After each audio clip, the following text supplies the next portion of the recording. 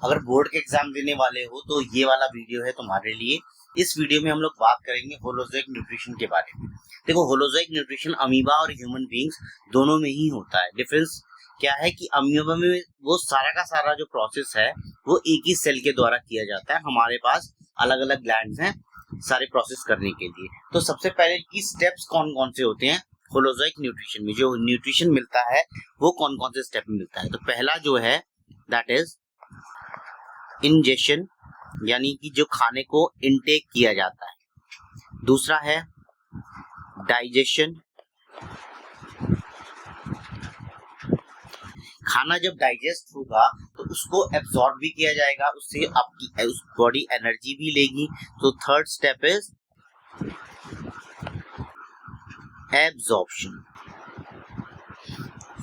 Next step is assimilation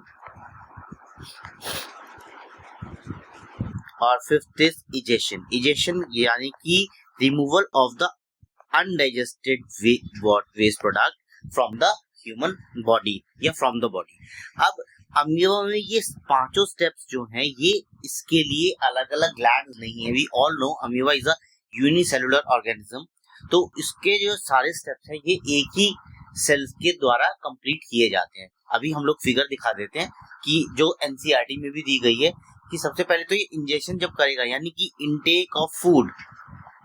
injection का मतलब होता है intake of food. Now digestion means कि that complex food material is break down into simpler substances, that is digestion. उस खाने को जो उसने डाइजेस्ट किया है उससे हमारी बॉडी एनर्जी ले रही है, अमीबा की बॉडी एनर्जी ले रही है, दैट इज एब्जॉर्प्शन। एसिमिलेशन, जितना भी अनडाइजेस्टेड खाना है एसिमिलेट किया जाएगा, इकट्ठा किया जाएगा एक जगह, and after that it will be egested out, यानी removal of the undigested food from the body, removal of undigested food from the body।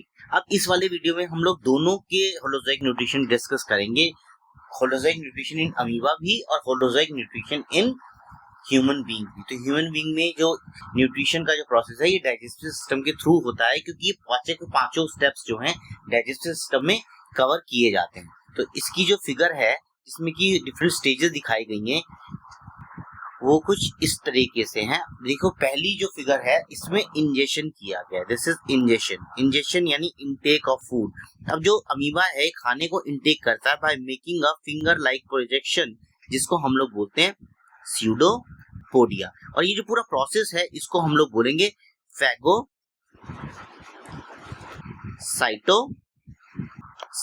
ये जिसमें कि अमीबा सॉलिड फूड मटेरियल को इनटेक करता है, इस पूरे प्रोसेस को हम लोग बोलते हैं फैगोसाइटोसिस।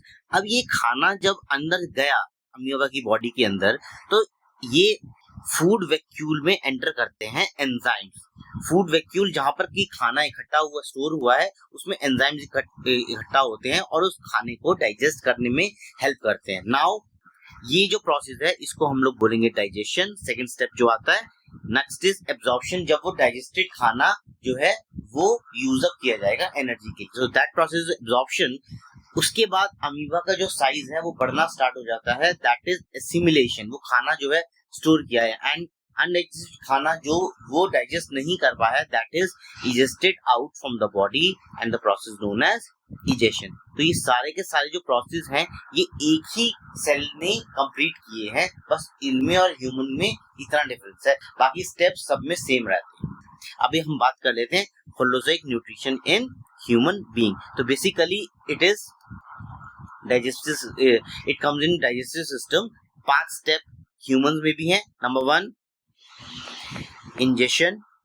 इंजेशन में क्या होता है कि when we intake food, intake of food, और हम जो खाने को इनटेक करते हैं वो किसके थ्रू करते हैं, वो करते हैं माउथ के थ्रू। तो इनटेक ऑफ फूड हम लोग करते हैं फ्रॉम माउथ। इसके बाद खाना डाइजेशन के लिए कहाँ पहुंचता है, स्टमक में पहुंचता है। डायरेक्टली माउथ से स्टमक तक कैसे जाता है ये हम लोग आगे की वीडियोस में डिस्कस करेंगे। So next process is digestion, और डाइजेशन का जो मेन ऑर्गन है हमारी बॉडी में दैट इज स्टमक। इसके बाद में खाना एब्जॉर्ब किया जाएगा। तो थर्ड स्टेप इज एब्जॉर्प्शन, जो कि होता है स्मॉल इंटेस्टाइन में, और साथ ही साथ स्मॉल इंटेस्टाइन में फाइनल डाइजेशन जो है वो भी किया जाता है बॉडी। हमारे बॉडी पार्ट्स में जितनी भी अनडाइजेस्टेड चीजें रह गई हैं उनका एक बार फाइनल डाइजेशन स्मॉल इंटेस्टाइन में किया जाएगा। वो जितना भी खाना डाइजेस्ट हो जाएगा उसको यूज करेंगे एब्जॉर्प्शन के लिए, उससे एनर्जी को हमारी बॉडी एब्जॉर्ब करेगी। फोर्थ प्रोसेस जो है दैट इज एसिमिलेशन। और अगर मैं ह्यूमन बॉडी की बात करूं तो एसिमिलेशन का जो मेन ऑर्गन है दैट इज लार्ज इंटेस्टाइन। अब स्मॉल और लार्ज इंटेस्टाइन में फर्क ये है कि लार्ज इंटेस्टाइन लेंथ में छोटी है स्मॉल से, लेकिन डायमीटर में बड़ी है, that's why it is large intestine. हमारे पास स्मॉल इंटेस्टाइन की लेंथ ज्यादा होती है। दूसरा, हर्बीवोर्स जो होते हैं यानी कि जो प्लांट और प्लांट प्रोडक्ट्स को कंज्यूम करते हैं उनकी जो स्मॉल इंटेस्टाइन है that is longer than the small intestine of carnivores, क्योंकि कार्निवोर्स खाते हैं meat and it is easy to digest, और हम जो प्लांट प्रोडक्ट खाते हैं उनका मेजर कंपोनेंट सेलुलोज होता है। नेक्स्ट बात जो है, हमारी बॉडी सेलुलोज को डाइजेस्ट नहीं कर सकती, हमारा स्मॉल इंटेस्टाइन इस तरीके से डिजाइन नहीं है, तो हम लोग जो है घास फूस जो है ये नहीं खा सकते, वो हमारी बॉडी डाइजेस्ट ही नहीं करेगी। And the last process is, जब खाना जितना भी बच गया डाइजेस्ट होने से, जो अनडाइजेस्टेड है that would be egest out from the body, यानी it will be remove from the body through anus. तो ये पूरे के पूरे जो स्टेप्स है हम लोग डाइजेस्टिव सिस्टम में डिटेल में पढ़ेंगे। तो आ जाओ हम लोग पढ़ते हैं डाइजेस्टिव सिस्टम के बारे में। ये रहा digestive system. Digestive system start, देखो यहाँ से लेके ये जो माउथ से ट्यूब जा रही है, यहाँ से लेके एनस तक जो ट्यूब है that is known as alimentary canal.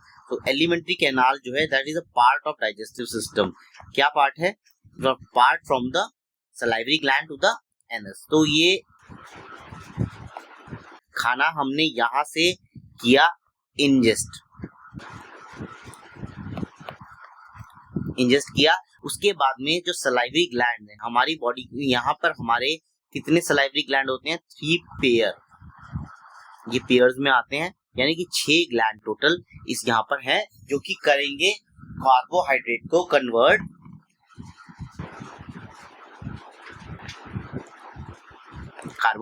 Simple sugar में। क्यों करते हैं? जिससे कि ये simple sugar is easy to digest, आराम से डाइजेस्ट हो जाती है। इसके बाद में खाना इसोफेगस से जाता है, ये जो इसोफेगस है ये इसकी कंट्रैक्शन एक्सपेंशन होता रहता है ये रिदमिकली। तो ये जो मूवमेंट है that is known as peristaltic movement. Peristaltic movement की हेल्प से खाना जो है इजीली मूव कर जाता है, पहुंचता है स्टमक में। स्टमक के बाद में खाना जाएगा स्मॉल इंटेस्टाइन में, लीवर में, पेंक्रियाज में खाना नहीं जाता है, यहाँ से केवल सिक्रीशंस मिलते हैं। कौन कौन से सिक्रीशंस है, क्या काम होता है, ये हम लोग आगे डिटेल में पढ़ेंगे। इसके बाद में खाना जब स्मॉल इंटेस्टाइन में पहुंचता है, ये स्मॉल इंटेस्टाइन में, दिस इज स्मॉल इंटेस्टाइन, और जो इसके चारों तरफ है दिस इज लार्ज इंटेस्टाइन। ये जो चीज है, ये ऑर्गन जो है this is known as appendix. Appendix is a vestigial organ in the human body. What is vestigial organ? जिस ऑर्गन का कोई काम नहीं है, यानी अगर आप इसे रिमूव भी कर देते हैं तो आपकी बॉडी की फंक्शन पे कोई इफेक्ट नहीं पड़ेगा। लार्ज इंटेस्टाइन क्या काम करता है? जितना भी अनडाइजेस्टेड खाना है उससे पानी को एब्जॉर्ब करेगा, रेक्टम में एसिमिलेट करेगा, और एनस के through it will be egested out from the body. So the main organ of digestion is anus. अब हम डिटेल से स्टेप बाय स्टेप ये सारे के सारे जो टॉपिक्स हैं कि फंक्शंस हैं इन ग्लैंड्स के, ये पढ़ लेते हैं। देखो सबसे पहले हम लोगों ने क्या किया कि मुंह से खाना खाया, उसको च्यू किया। सलाइवरी ग्लैंड ने क्या किया कि सलाइवा उसके अंदर मिक्स किया। अब सलाइवा मिक्स होने का मेन ऑब्जेक्टिव ये नहीं है कि खाना थोड़ा लिक्विड स्टेट में पहुंच जाए, इजीली मूव हो जाए। उसके अंदर एमाइलेज एंजाइम मिलाया दिया जाता है, जिसका काम होता है कार्बोहाइड्रेट को कन्वर्ट करना, किसमें? इनटू सिंपल शुगर, और वो इसलिए ताकि ये इजीली डाइजेस्ट हो जाए। लेकिन अगर आपसे क्वेश्चन पूछा जाएगा तो आप स्पेसिफिकली कार्बोहाइड्रेट को सिंपल शुगर में कन्वर्जन लिखोगे। इसके बाद में खाना ईसोफेगस के थ्रू जो है वो मूव करता है और हमारी जो ईसोफेगस है, हमारा जो फूड पाइप है, उसपे खाना पुश करता है बाय रिदमिक कॉन्ट्रैक्शन और एक्सपेंशन होते रहते हैं, जिसको हम लोग बोलते हैं पेरिस्टालिक मूवमेंट। और उस पेरिस्टालिक मूवमेंट के होने के बाद में खाना धीरे धीरे स्टमक तक पहुंचता है। स्टमक क्या करता है? स्टमक जो है सिक्रीट करेगा एंजाइम्स, एसिड को। कौन से एसिड को? अभी हम पढ़ लेते हैं। एसिड को और कुछ एंजाइम को सिक्रीट करता है। एंजाइम यानी कि पेप्सिन, और फूड को एक सेमी लिक्विड मिक्सचर में कन्वर्ट कर देता है, जिसका नाम है चाइम। अब स्टमक में पाए जाते हैं गैस्ट्रिक ग्लैंड, यानी कि जो इनर वॉल्स हैं स्टमक की, वो उसके बारे में बात कर रहे हैं। ये तीन चीजें जो हैं सिक्रीट करते हैं। नंबर 1 HCl, उसके जो खाने के अंदर माइक्रो ऑर्गेनिज्म वगैरह हैं उनको मारने के लिए, और दूसरा पेप्सिन का जो एंजाइम है, उसमें जो पेप्सिनोजन होता है उसको एक्टिवेट करने के लिए मीडियम एसिडिक चाहिए, जो कि स्टमक HCl सिक्रीशन से बनाता है। दूसरा, इस HCl से स्टमक की इनर वॉल्स खराब ना हो जाए, इसलिए वो म्यूकस को सिक्रीट करता है। ठीक है। तीसरा एंजाइम जो है दैट इज पेप्सिन, और पेप्सिन का जो मेन काम है वो ये है कि वो स्टमक में जितना भी प्रोटीन है, it will digest that protein. इसका काम होता है digest, convert protein into simpler compounds, peptones, peptides में कन्वर्ट करता है। Mucus protect the inner lining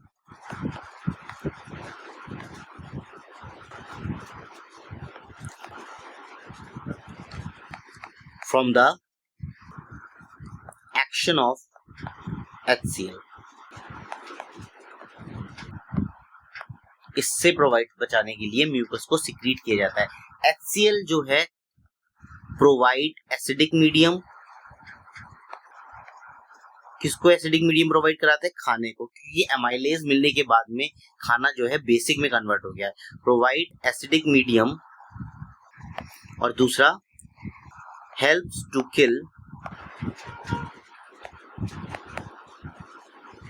bacteria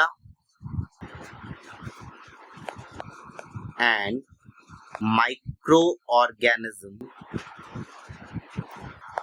in food। तो ये बेसिकली दो रीजंस हैं कि HCl वो क्यों सिक्रीट करता है। अब पेप्सिन जो है प्रोटीन को डाइजेस्ट करेगा, लेकिन काम किसमें करेगा? इसको मीडियम चाहिए, वर्क्स इन एसिडिक मीडियम। इसी वजह से जो स्टमक है HCl को सिक्रीट करता है। ठीक है। इसके बाद खाना स्टमक से जो है स्मॉल इंटेस्टाइन में जाता है, लेकिन उससे पहले उसको सिक्रीशन मिलते हैं स्मॉल इंटेस्टाइन को। लीवर बाइल जूस जो है उसको प्रोड्यूस करता है। It carry no enzyme yet it is very much useful। क्यों?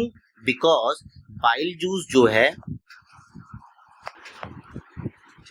bile juice helps to emulsify fats, जो it helps to break down large globule of fat into smaller ones, जिससे कि it can be easily digested by the human body। तो bile juice helps in emulsification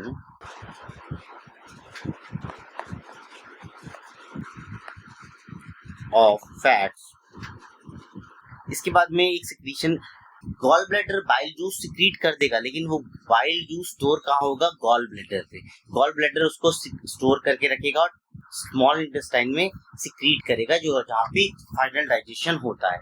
इसके अलावा pancreas से pancreatic juices आते हैं that contains pancreatic lipase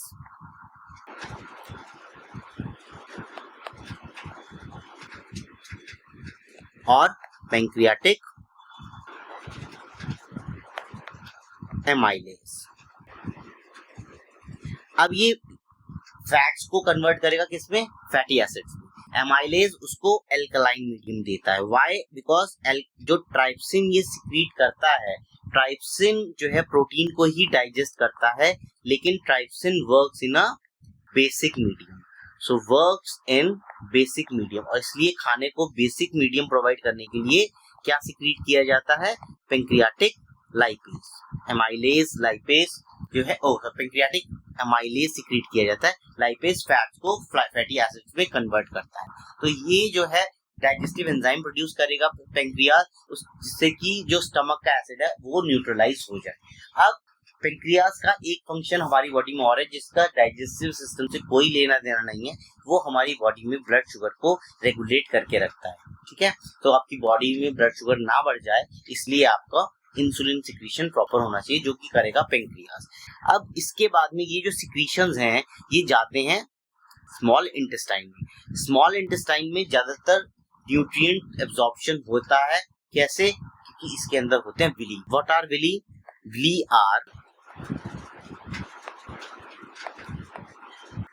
Willie are large finger projections.